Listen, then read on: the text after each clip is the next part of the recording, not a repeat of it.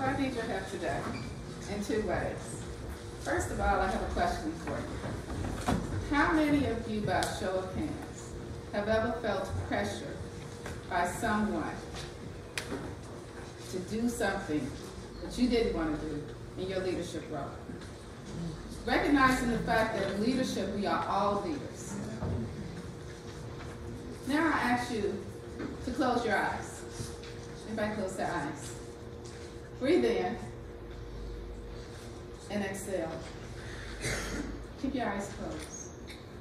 I would ask that you go to the fourth dimension. And I want you to think about a time when something that you did, you were your authentic self, and what you did by your authenticity was amazing. I want you to stay in that place, and I want you to even think a little bit further. To think about some of the things, if you had the opportunity to continue to do those things, how you could transform our community, our state, and our country. Open your eyes, please. I come to you this evening thinking about a triangle. So I am usually in the spots of entrepreneurship, health, and education. A triangulation. And the reason for that is because I believe that they all work together. It's a triangulation there. I'll tell you a little thing that happened a couple of days ago. A young lady called me, and she was going through some really difficult things. And she's a leader. And she asked me what continued to inspire me to lead, given some of my history, some of the things that I have had to overcome. You see, as a former superintendent of Gary Community School Corporation, we live by a 90-90-90-90. We live by 90% indigent student population. We live by 90% of our students will graduate from high school, meaning the reverse of that, we will have less to drop out.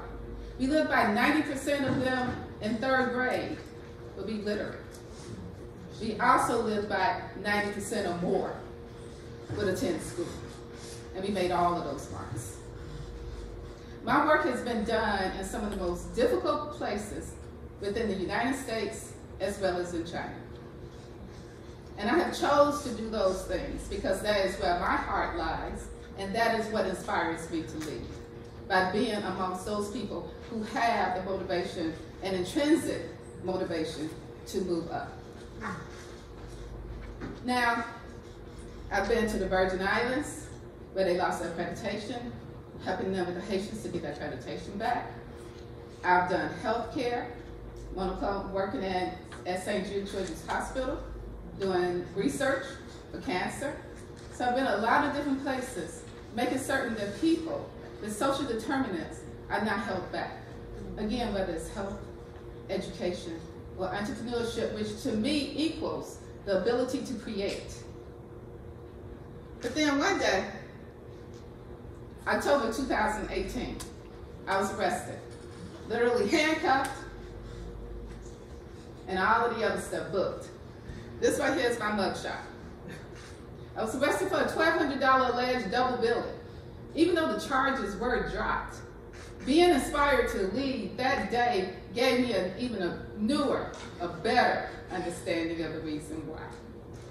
And that reason, what happened that day, it allowed me to see what people that I serve go through. Whether it's falsely accused or accused, whichever way it is, be justice impacted.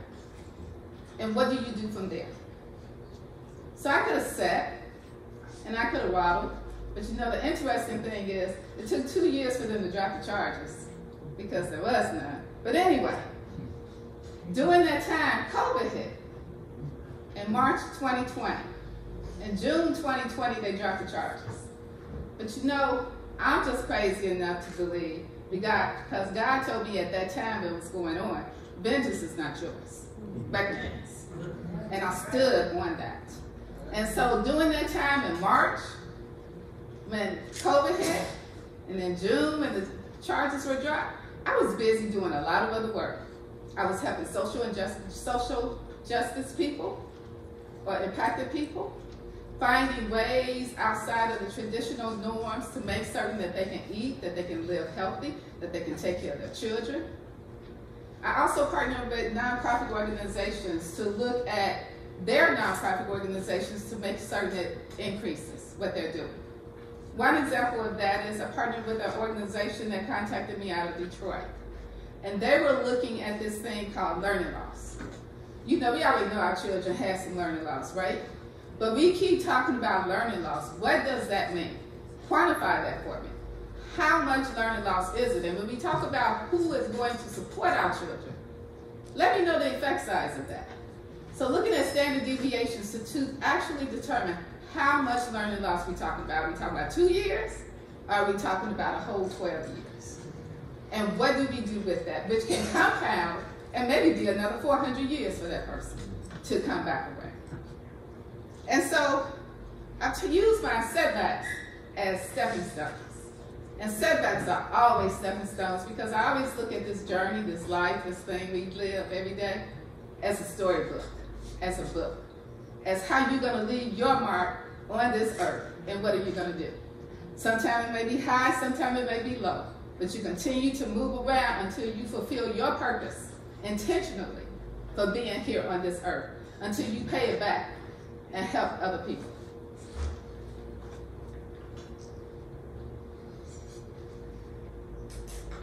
And so it allowed me to reframe, to go back and look at the challenges and take the endings as new beginnings.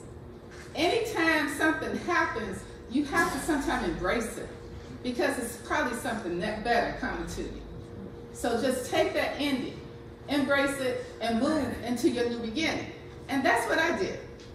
And my focus, it helped me to cultivate my purpose, my reason for being on earth, my life, and my work. It built me a culture. It identified my tribe, because we all need a tribe. We all need people who can motivate us and stand in that gap for us when we can't stand in it for ourselves. Yes. And so it helped me to do all of that. And with that, I still focus on our children. You see, that could have killed me.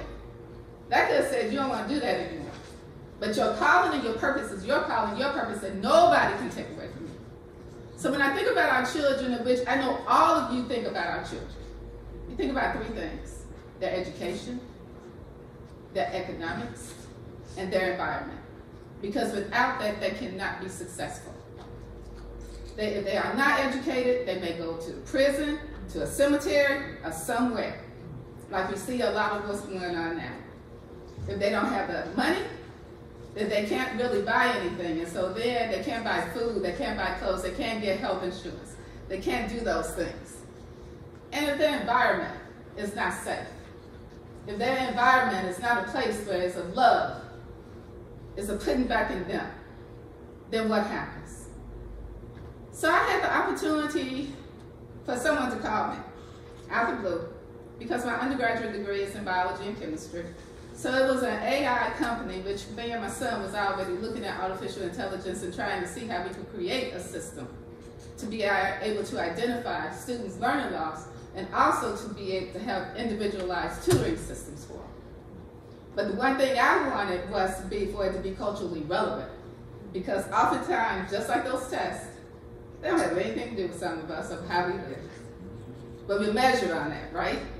So I had the opportunity to work with a company that was actually building a university, an AI-powered university. And so they wanted me to look, because we know we can see when somebody is using ChatGPT or have turned something in. If you know it, then you know when you see it. And so I had the opportunity to look and dive deep into it, to build a curriculum, to make certain that AI, because it's only what you put in it, it's what you're going to get out of it, making certain that those courses were aligned to what they wanted it to be. And that was grace. And I tell you how come that was grace. Because that was always something I wanted to do, right? So that was giving me even more knowledge to be able to build upon those stepping stones, those things to get to the next level, to be able to go to the next level of where I wanted to go. And that is to build an AI-powered, culturally relevant system that can be used for individualized educational opportunities for our students. And so with that too, I work with a lot of companies, nonprofits, that actually look again to when they're failing. What are we doing wrong? But I would put this with not only for the companies, but for our individual selves. How we heal. And what do we need to do every day? So the first thing is we need to start our day with intention. We need to focus in. I always start my day with meditation, prayer to give guidance.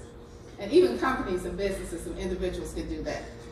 I embrace every journey as a lesson. Why repeat something? Why not take that and build on it? It's your lesson. And then also to practice in being empathetic as well as an active listener. What I believe is that we have lost humanity. We have lost the care of one another in this world, even in this community. How do we care for one another in a different way?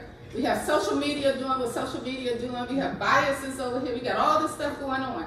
But we expect our children, we expect us to come together when we got all of these isms going on. So to practice being empathetic and an active listener so that you can use your experiences as solutions to some of the problems that exist in this world. It's in all of us. All of us are part of that puzzle to making certain that everything is done right. And so, if you never heard of Manny, look him up. He's amazing. Now, this quote that is here was a quote that I found way after I had gone through a lot of stuff, because during that time, when stuff hits you, and it hits you in your gut, and you don't even know how come you're in a fight, and you don't even know you was intended to be in a fight. Didn't nobody tell me I was going to a fight. So you have to pull on yourself. But thank God for the children and people, your tribe, because we know all we have to do is put one step in front of the other and keep moving. We don't have to rely on what people think, what people are saying, or any of that. Because if we look at ourselves and we accept who we are, after we've gone through being upset, after we've gone through wondering why me, why not you? After we've gone through doing all of that and accept ourselves and understand that it's not about what anybody else thinks. It's about what you think, what's in your heart. Because as in silence, then the heart can hear. When it's all this noise, all you're doing is your mind is hearing. But your heart got to hear what you are to do. And so I leave you with leadership is evolutionary. It goes through streams that go around and around and around. And as I stated, I worked in some of the most difficult places by choice, not by force, because I care. And because I am inspired as a leader for the people that I am in those positions with to move to another level. Real leadership is authentic. Real leadership also embraces accountability. Real leadership of what we need today needs to be bold. It needs to be unapologetic. It needs to be authentic. It needs to be able to transform some of the things that are going on in our country, in our state, in our city, and in our neighborhoods. And so, ladies and gentlemen, I say, let's innovate. Let's get busy. As someone said, let's get to work, and let's do something. Thank you.